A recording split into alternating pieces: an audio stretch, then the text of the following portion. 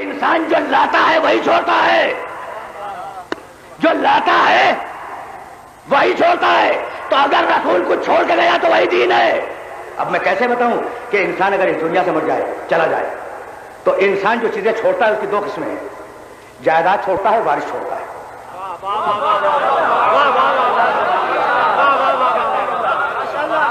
میرے پاس وقت نہیں رہا، اب ذرا ان نوجوان دوستوں تک یہ جملہ پہنچا دوں.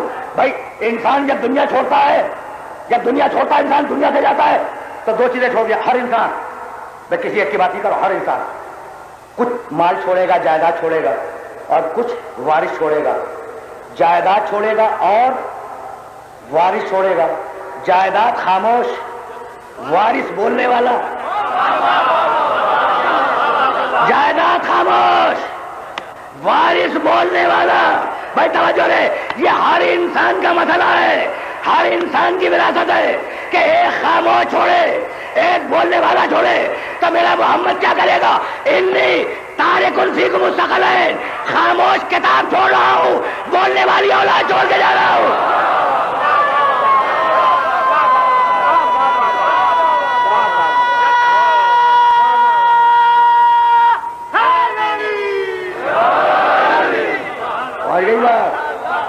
اچھا تو رسول، بھائی توجہ رہے، رسول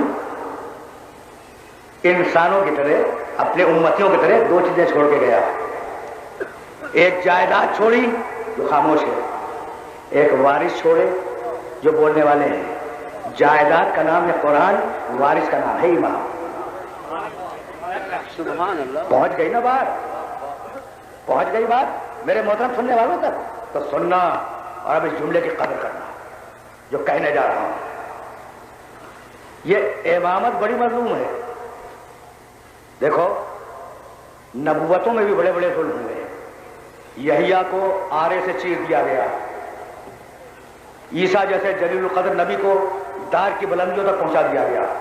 لیکن جو ظلم امامت کے ساتھ ہوا ہے وہ کبھی نہیں ہوا. ابھی میں مصائب تک نہیں پہنچاؤں اور مصائب تک فقط 2 دقیقوں میں پہنچ جاؤں گا. لیکن یہ بات سنتے جاؤ کہ میں کہنا کیا چاہ رہا ہوں. سب سے زیادہ ظلم امامت کے ساتھ ہوا ہے. کیوں بتاؤں؟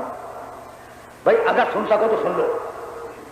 جائیداد چھوڑی جس کا نام ہے قرآن، وارث چھوڑے جن کا نام ہے امام. بھائی توجہ رہے، بھائی پہلی امامت جب غدیر خم میں علی کی ولایت کا اعلان ہوا.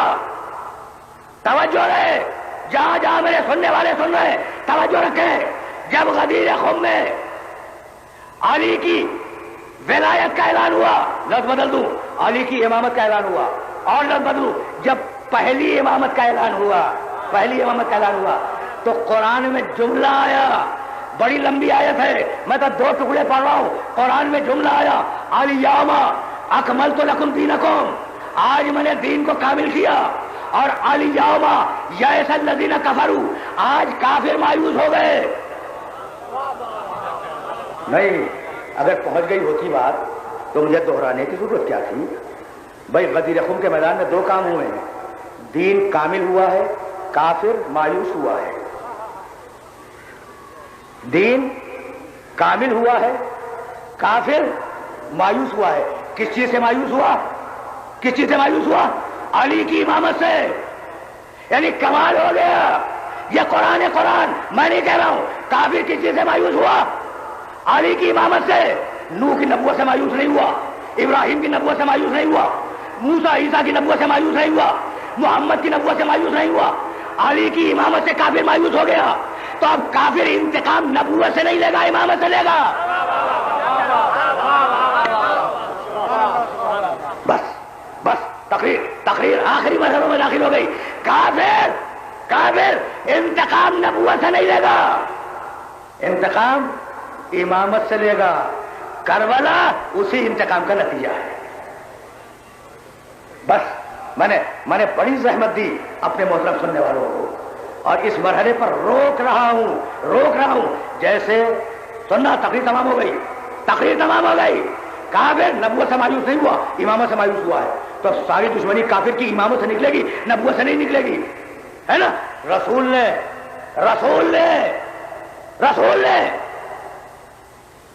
علی کے لیے غدیر بنائی. علی کے لیے غدیر بنائی اور علی نے حسن کے لیے غدیر بنائی. پوچھو گے نا کہ یہ میں نے کیا کہہ دیا؟ جاؤ ملا صالح کشفی رحمۃ اللہ علیہ کی کتاب دیکھنا، فضائل مرتضوی. ایک شخص تھا ابو سمسام. دیکھو اب میں جا رہا ہوں بہت آہستہ آہستہ مصائب کی طرف، لیکن یہ چھوٹا سا واقعہ سن لو. ابو سمسام، اچھا جس کتاب کا حوالہ دیا اس کا لکھنے والا میرے مقصد سے نہیں ہے، بہت بڑا عالم ہے، ملا صالح کشفی، بہت بڑا عالم ہے.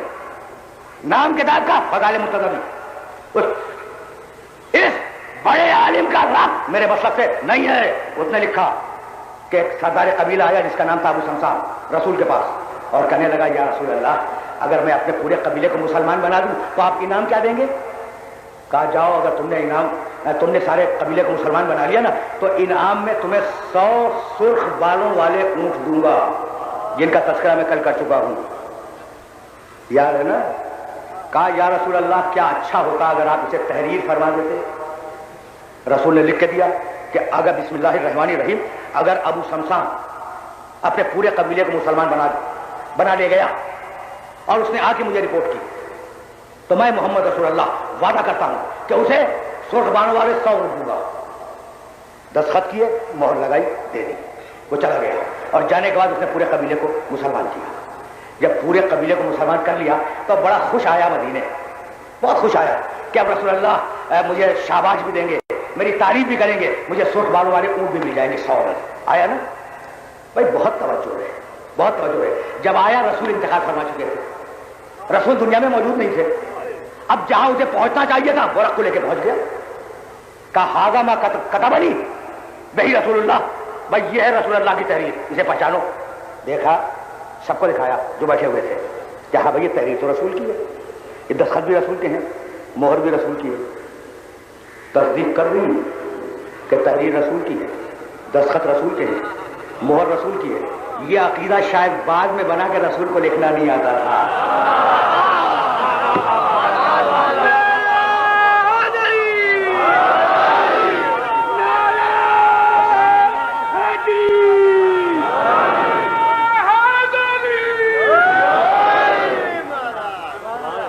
کہنے لگے کہ ہاں ٹھیک ہے تحریر بھی رسول کی ہے، مہر بھی رسول کی ہے، لیکن رسول نے کون سے اونٹ چھوڑے ہیں دنیا میں؟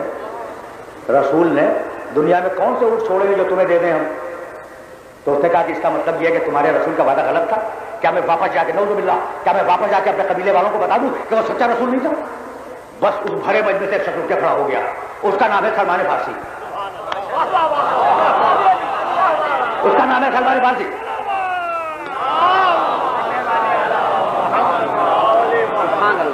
اور کہا ابو سمسام چل جہاں تجھے جواب ملے گا. آیا، علی گھر کے اندر ہے. سلمان نے آواز دی کہ یا امیر المومنین کوئی ملنے آیا ہے. اندر سے آواز آئی کہ ابو سمسام سے کہہ دو کل دوپہر تک انتظار کرے.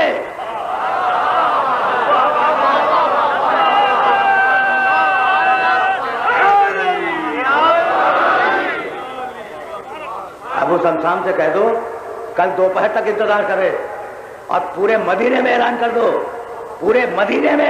دو کہ علی آئیں گے رسول کی تحریر کو سچا ثابت کرنے کے لیے. بھائی امامت نام ہی تصدیق رسالت کا ہے. تصدیق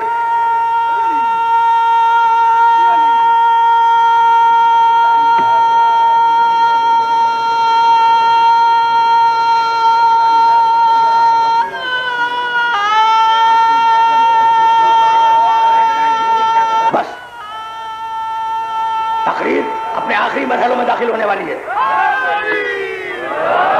اور اب میرے پاس اتنا وقت نہیں ہے، ظاہر ہے کہ 2-4 جملے میں صاحب کیا کروں گا، لیکن یہ جملہ مکمل ہو جائے.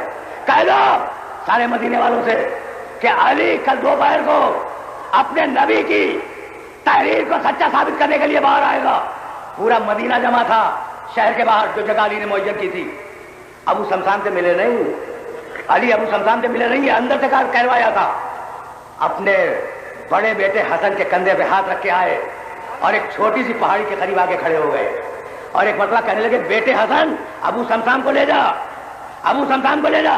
اس پہاڑی کے اندر سے ایک مہار نکلے گی، اسے کھینچتا جا. جتنے اونٹ درکار اسے دے دے. حسن آگے بڑھے.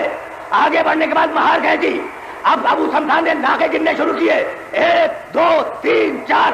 جب 100 مکمل ہو گئے کہنے لگا فرزند رسول پاس. ایک مرتبہ حسن نے مسکرا کے کہا اگر قیامت تک کھینچتا جاتا تو قیامت تک ناکے نکلتے جاتے.